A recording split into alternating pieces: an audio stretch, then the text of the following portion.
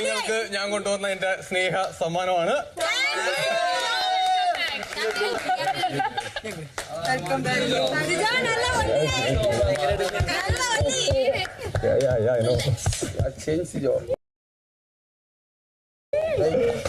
എല്ലാം ശരി.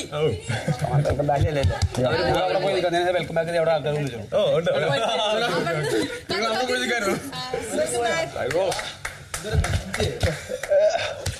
അത്ര ശക്തി ഇല്ല ഡാഡി അടിക്കുന്ന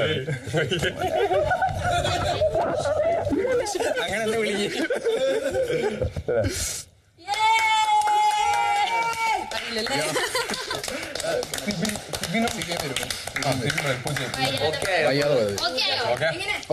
എല്ലാം ഓക്കെ ആയി.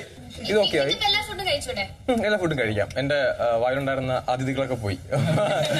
മറ്റേ സ്ക്രൂവെല്ലാം പോയി. പ്ലേറ്റ്സ് എല്ലാം പ്ലേറ്റ്സ് ഉണ്ട്. പ്ലേറ്റ്സ് ഒരു 6 മാസത്തേക്ക് അതുണ്ട്. വ്യത്യാസം അത്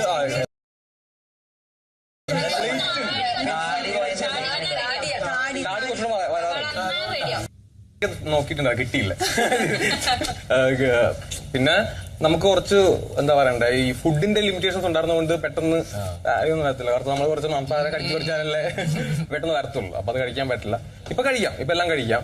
ചിക്കൻ ആണെങ്കിൽ തന്നെ കഴിക്കാം. ഇത് ചിക്കനാണോ? ഞാൻ കുറച്ച് സമയത്തേ കഴിക്കുള്ളൂ. അല്ലല്ല, സീക്രട്ട് റൂമിൽ എനിക്ക് ഇത്രയും ദിവസം എനിക്ക് എല്ലാം പറ്റില്ല. ലിവിംഗ് റൂമിൽ വന്നിരിക്കുക.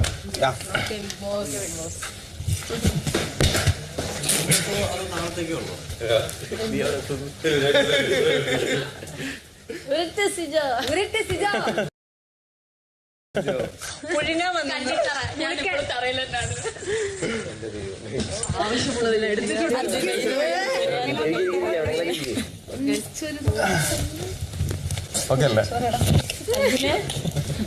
ഞാൻ കണ്ടിരുന്നു.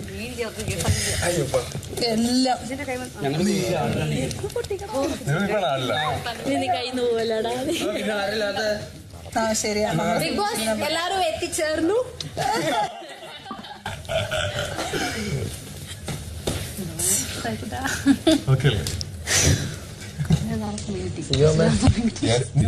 എന്തോ ബിഗ് ബോസ് വീട്ടിലേക്ക് വീണ്ടും സ്വാഗതം.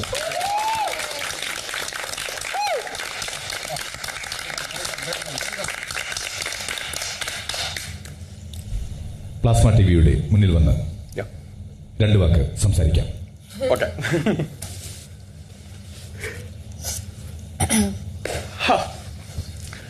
അപ്പൊ എന്താ പറയണ്ടേ, വെൽക്കം ബാക്ക്.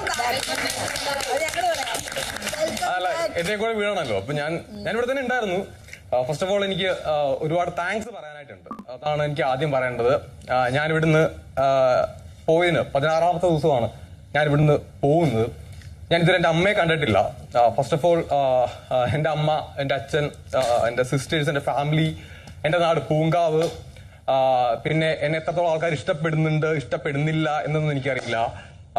പക്ഷെ ബിഗ് ബോസ് കാണുന്ന, ബിഗ് ബോസിന് ഇഷ്ടപ്പെടുന്ന എല്ലാവരോടും